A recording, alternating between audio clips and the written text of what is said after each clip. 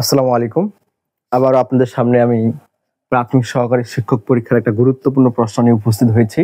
এ number অপশনটা কি ঠিক নাকি বেঠিক একটু আমরা ফোকাস রাখবো। এর বলা ছিল Sohel is taller than me. একটু ফোকাস রাখেন, Sohel is taller than me. Sohel আমার চেয়ে লম্বা। একটু ফোকাস যদি আমরা করি, একটু খালি ফোকাস রাখবো। এই দেন এটা কিন্তু কম্পারেটিভের দেন।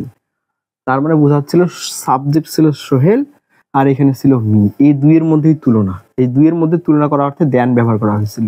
ফোকাস রাখতে হবে, এটা যেহেতু আমাদের সাবজেক্টিভ কেজে দেওয়া আছে, এটা কোন কেস? এটা অবশ্যই সাবজেক্টিভ কেস।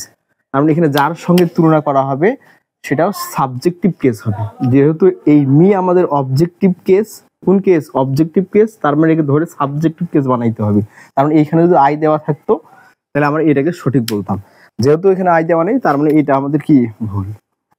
এবার একটু ফোকাস করেন যে আমাদের বি নাম্বারটা কি ঠিক নাকি বেঠিক। বলছিল হি রাইটস উইথ ইং। সে কালি দিয়ে লিখে। সে কি দিয়ে লিখে? কালি দিয়ে লিখে। অর্থ ঠিক আছে, প্লাস আমাদের সাবজেক্ট থার্ড পারসন ভার্ব এই মতো একটু ফোকাস রাখবেন। ইং মানে কালি। এই কালি দিয়ে লিখা অর্থে কিন্তু উইথ হয় না, কি হয়? এই কালি দিয়ে লিখা অর্থে কিন্তু অবশ্যই ইন হয়। কি হয়? ইন হয়। কারণ এই বাক্যটা যদি এইভাবে থাকতো হি রাইটস ইন ইং, তাহলে অবশ্যই এই বাক্যটাকে আমরা সঠিকভাবে কি করতাম? বিবেচনা করতাম। যেহেতু আমাদের উইথ ছিল এই কারণে এটা ভুল। পরে নেক্সট ওয়ান সি নাম্বার একটু ফোকাস রাখি। বলা ছিল he is taller than I. একটু ফোকাস করেন, এটাও কিন্তু সাবজেক্টিভ কেজে ছিল, এটাও কিন্তু সাবজেক্টিভ কেজেই ছিল। আর এখানে তুলনা করা অর্থে দেন ব্যবহার করা হয়েছিল কম্পারেটিভের। হি ইজ টলার দেন আই, সে আমার চেয়ে লম্বা। তার মানে এই অপশনটা হচ্ছে সঠিক। তার মানে আমরা এটাকে সঠিক বলতে পারি। এখন একটু ফোকাস রাখি, ডি নাম্বারে কি ভুল ছিল একটু খালি দেখি। কারণ আমাকে অবশ্যই প্রত্যেকটার উত্তর জানতে হবে, তাহলে আমি পরীক্ষার সময় কি করতে পারবো? জায়গায় আসতে পারবো। একটু ফোকাস রাখেন, ডি নাম্বারটা কি ঠিক নাকি বেঠিক একটু খালি দেখেন।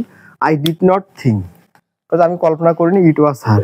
একটু ফোকাস রাখেন, এখানে আমাদের এতটুকু ঠিক ছিল। আই ডিড নট থিঙ্ক, আমি চিন্তা করিনি, কল্পনা করিনি। ইট ওয়াজ হার, একটু ফোকাস করেন, সাবজেক্ট ইট ছিল, ভার্ব আমাদের ওয়াজ ছিল, ঠিক আছে। কিন্তু একটা বিষয় মনে রাখতে হবে, যেহেতু এটা আমাদের কি ভার্ব? Be verb. আর বি ভার্বের পরে সর্বদা কি হয়? সাবজেক্টিভ কেস হয়। তার মানে সাবজেক্টিভ কেস যদি হয়, তার মানে এখানে অবশ্যই সি থাকার কথা ছিল। যদি এখানে সি থাকতো তাহলে আমরা এই উত্তরটাকে ঠিক করে নিতাম। তবে এটা ভুল। আশা করি এতটুকু বুঝতে পারছেন। তো একটা বিষয় মনে রাখতে হবে, আপনি যখন কারেকশন থেকে সলিউশন করবেন তখন অবশ্যই কি করতে হবে? আপনাকে প্রত্যেকটা অপশন জানতে হবে। যদি এখানে আপনার জানার মধ্যে কোনো ঘাটতি থাকে তাহলে কিন্তু আপনি দাগায় আসতে পারবেন না। আপনি তখনই দাগাইতে পারবেন যখন আপনি চারটারই ব্যাখ্যা জানবেন। আর যারা আপনারা এডমিশনের আছেন বা হচ্ছে জব পরীক্ষার্থী আছেন, তারা অবশ্যই কি করবেন? অবশ্যই এই বিষয়গুলোতে একটু ফোকাস রাখবেন।